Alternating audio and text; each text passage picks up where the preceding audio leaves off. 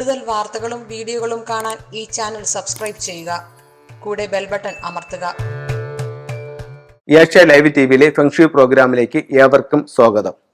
നമുക്ക് എല്ലാവർക്കും സാമ്പത്തികം ഒരു വളരെ പ്രധാനമായിട്ടുള്ള ഘടകമാണ്. കാരണം എന്ന് പറഞ്ഞാൽ സമ്പത്തുണ്ടെങ്കിലേ നമുക്ക് മുന്നോട്ട് പോകാനായിട്ട് പറ്റത്തുള്ളൂ. കുട്ടികളുടെ വിദ്യാഭ്യാസത്തിനാണെങ്കിലും പൈസ വേണം, നല്ല വസ്ത്രം, നല്ല ഭക്ഷണം, നല്ല താമസ സൗകര്യങ്ങൾ, നല്ല ജീവിത രീതികൾ, ഇതെല്ലാത്തിനും നമുക്ക് പൈസ വളരെ ആവശ്യമായിട്ടുള്ളതാണ്. അപ്പം നമുക്ക് വെൽത്ത് എങ്ങനെ നമുക്ക് മെച്ചപ്പെടുത്താം, എന്തൊക്കെ കാരണങ്ങളാൽ നമുക്ക് ഫെങ്ഷുയിലൂടെ സാമ്പത്തിക അഭിവൃദ്ധി നേടാം എന്നുള്ളത് നമുക്ക് നോക്കാം. അപ്പോൾ ഓരോ ദിക്കുകളും നമുക്ക് ഓരോ സൗഭാഗ്യങ്ങളായിട്ട് ഫെങ്ഷുയിൽ പറയുന്നുണ്ട്. ഓരോ ദിക്കുകളും ഓരോ സൗഭാഗ്യങ്ങളാണ്. ഒരു വീടിനെ നമ്മൾ സ്ക്വയറോ റെക്ടാങ്കിൾ ഷേപ്പിലോ എടുക്കുക, അതിനെ കറക്റ്റ് 9 കളങ്ങളാക്കി തിരിക്കുക. 9 കളങ്ങളാക്കി തിരിച്ച് നമ്മൾ കോമ്പസിന്റെ സഹായത്തോടു കൂടി അതിന്റെ തെക്ക് കിഴക്ക് ദിശ മനസ്സിലാക്കുക. തെക്ക് കിഴക്ക് ദിശ എന്ന് പറയുന്നത് ഒരു വീടിനെ സംബന്ധിച്ചിടത്തോളം ഫെങ്ഷു പ്രകാരം സമ്പത്തിന്റെ ദിക്കാണ്. അപ്പൊ തെക്ക് കിഴക്ക് ഭാഗത്ത് നമുക്ക് 5 എലമെന്റ്സ്, അതായത് പഞ്ചഭൂത തത്വം, ഇതിന്റെ 9 കളങ്ങളിലായിട്ട് 5 പഞ്ചഭൂതങ്ങളും ഇതിനകത്ത് ഉണ്ട് എന്നൊരു കണക്കുണ്ട്. അപ്പം ഇവിടെ ഭൂമി, വായു, ആകാശം, ജലം, അഗ്നി എന്ന് പറയുന്നത് ഇവിടെ ഈ വായുവും ആകാശവും മെറ്റലും ഉഡുമായി മാറുന്ന ഒരു കാഴ്ചപ്പാടാണ് ഫെങ്ഷുയിലുള്ളത്. അപ്പൊ തെക്ക് കിഴക്ക് ഭാഗത്ത് വരുന്ന എലമെന്റ് ഏതാണെന്ന് ചോദിച്ചു കഴിഞ്ഞാൽ വുഡ് എലമെന്റ് ആണ്. അപ്പൊ തെക്ക് കിഴക്ക് എന്താണ്? സമ്പത്തിന്റെ ദിക്കാണ്. അപ്പൊ തെക്ക് കിഴക്ക് ഭാഗത്ത് നമുക്ക് പ്ലാന്റുകൾ വയ്ക്കുന്നത്, ലക്കി ബാമ്പു, മുളച്ചെടികൾ അങ്ങനെയുള്ളത് വെക്കുന്നത് സാമ്പത്തികമായിട്ട് അഭിവൃദ്ധിപ്പെടാനായിട്ട് നല്ലൊരു ടൂളായിട്ട് ഫെങ്ഷുയിൽ കണക്കാക്കുന്നുണ്ട്. അടുത്തത്, വീടിന്റെ ഓരോ ദിക്കിലും 9 നക്ഷത്രങ്ങൾ വീതം വരുന്നുണ്ട്. അത് ഓരോ വർഷവും മാറി മാറി വന്നുകൊണ്ടിരിക്കും. 2023 ജനുവരി 22 മുതൽ 2024 ഫെബ്രുവരി 9 വരെയുള്ള ഒരു ചൈനീസ് വർഷക്കാലം സമ്പത്തിന്റെ നക്ഷത്രമായിട്ടുള്ള 8 വന്ന് നിൽക്കുന്നത് വീടിന്റെ തെക്ക് വശത്താണ്. ഈ വർഷം സൗത്തിലാണ് വന്ന് നിൽക്കുന്നത്.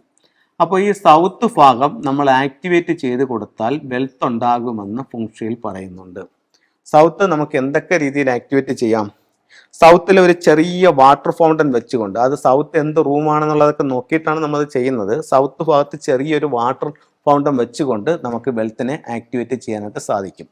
അത് കഴിഞ്ഞ് നമുക്ക് ചെയ്യാൻ പറ്റുന്ന മറ്റൊരു റെമഡി, സൗത്തിൽ നമ്മൾ വെള്ളം വയ്ക്കുമ്പോൾ ശ്രദ്ധിക്കേണ്ട ഒരു കാര്യം എന്ന് പറഞ്ഞു കഴിഞ്ഞാൽ ഫെങ്ഷു പ്രകാരം സൗത്ത് എന്താണ്? ഫയറിന്റെ ഡയറക്ഷനാണ്, അഗ്നിയുടെ ദിക്കാണ്. അപ്പോൾ നമ്മൾ അവിടെ ചെറിയൊരു വാട്ടർ ഫൗണ്ടനെ വെക്കാവൂ, വളരെ ചെറുതൊരു വാട്ടർ ഫൗണ്ടനെ വെക്കാവൂ. വെച്ച് നമ്മളൊന്ന് വർക്ക് ചെയ്ച്ച് നോക്കുക. എന്തെങ്കിലും തരത്തിലുള്ള നെഗറ്റീവ് എനർജി ഉണ്ടെങ്കിൽ ആ നിമിഷം നമ്മളത് സ്റ്റോപ്പ് ചെയ്യേണ്ടതാണ്. അപ്പോൾ അവിടെ അത് സൗത്ത് ആക്ടിവേറ്റ് ചെയ്യുമ്പോൾ വെൽത്ത് ഉണ്ടാവും. അല്ലെങ്കിൽ നമുക്ക് അവിടെ ചെയ്യാവുന്ന മറ്റൊരു കാര്യം എന്ന് പറഞ്ഞു കഴിഞ്ഞാൽ ഒരു വെൽത്ത് ബേസ് ഈ ഒരു ഡയറക്ഷനിൽ വെക്കാം. വെൽത്ത് ബേസ് എന്ന് പറഞ്ഞാൽ വലിയൊരു വെൽത്ത് ബൗൾ എടുത്തിട്ട് അതിനകത്ത് നമുക്ക് ചൈനീസ് നാണയങ്ങൾ, സെറ്റിൻ്റെ സ്റ്റോണ്, പിന്നെ ഇൻഗോട്ട്, അങ്ങനെ നല്ല പ്രോസ്പെരിറ്റീവ്സ് ആയിട്ടുള്ള ഒത്തിരി സിമ്പിൾസുകളെല്ലാം കൂടെ അതിനകത്ത് ആഡ് ചെയ്തിട്ട് വലിയൊരു നിധി ഇരിക്കുന്നത് പോലെ ഫീൽ ചെയ്യുന്ന രീതിയിൽ ഒരു വെൽത്ത് ബേസ് നമുക്കവിടെ വെക്കാം. ഇനി ഓരോ വീടിൻ്റെയും ഫ്ലൈങ് സ്റ്റാർ അനുസരിച്ചിട്ട് നമുക്ക് 8 വാട്ടർ സ്റ്റാർ 8 വരുന്ന സ്ഥലങ്ങൾ, അല്ലെങ്കിൽ 8 വരുന്ന സ്ഥലങ്ങളൊക്കെ നമ്മൾ ആക്ടിവേറ്റ് ചെയ്യുകയാണെന്നുണ്ടെങ്കിൽ നമുക്ക് അവിടെ വെൽത്ത് വരും. ഇപ്പോൾ ഈ 8 ഉള്ള സ്ഥലം നമ്മൾ കണ്ടുപിടിച്ചിട്ട്, ഒരു വീടിൻ്റെ ഫ്ലൈങ് സ്റ്റാർ എടുത്ത് 8 ഉള്ള സ്ഥലം കണ്ടുപിടിച്ചിട്ട് ആ ഭാഗത്ത് നമുക്ക് ഒരു അക്വേറിയോ ഒരു അരോനോ മത്സ്യം കൂടെ വളർത്തുകയാണെങ്കിൽ ശരിക്കും വെൽത്ത് നമ്മളിലേക്ക് വരാനും അത് നിലനിൽക്കാനായിട്ടൊക്കെയുള്ള അവസരങ്ങളുണ്ട്.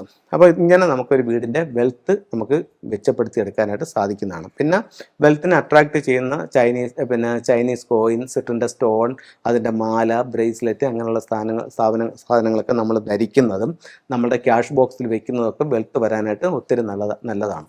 അത് കഴിഞ്ഞിട്ട് ഇപ്പോൾ നമ്മൾ മറ്റൊരു കാര്യം പറയുകയെന്ന് പറഞ്ഞു കഴിഞ്ഞാൽ, കഴിഞ്ഞ നേരത്തെ ഉള്ള വർഷങ്ങളിൽ നമ്മൾ ഫെങ്ഷുയുടെ ക്ലാസ്സുകൾ ചെയ്യുന്നുണ്ടായിരുന്നു. ഇപ്പോൾ അത് വീണ്ടും ചെയ്യുന്നുണ്ട്. അപ്പോൾ നമുക്ക് ഒരു കൺസൾട്ടൻ്റ് എന്നുള്ള രീതിയിൽ മാറുകയും നമുക്കൊരു കൺസൾട്ടിങ് രംഗത്ത് വരികയും ചെയ്യണമെന്ന് ആഗ്രഹിക്കുന്ന വ്യക്തികളെ സംബന്ധിച്ചിടത്തോളം നിങ്ങൾക്ക് ഈ ക്ലാസ്സുകളിൽ പങ്കെടുക്കാവുന്നതാണ്. അപ്പം നമുക്ക് ഒരു വീട് എങ്ങനെ പോയി കൺസൾട്ട് ചെയ്യണമെന്നും അത് ഫെങ്ഷു പ്രകാരം അതെങ്ങനെ എന്തൊക്കെ കാര്യങ്ങൾ നോക്കണമെന്നൊക്കെയുള്ള ക്ലാസ്സുകൾ നിങ്ങൾ കൃത്യമായും പഠിപ്പിക്കുന്നതായിരിക്കും. താല്പര്യമുള്ളവർക്ക് നമ്മുടെ നമ്പറുമായിട്ട് ബന്ധപ്പെടാവുന്നതാണ്. എല്ലാവർക്കും എല്ലാ ഐശ്വര്യങ്ങളും ഉണ്ടാവട്ടെ എന്ന് പ്രാർത്ഥിച്ചുകൊണ്ട് നിർത്തുന്നു. നന്ദി, നമസ്കാരം.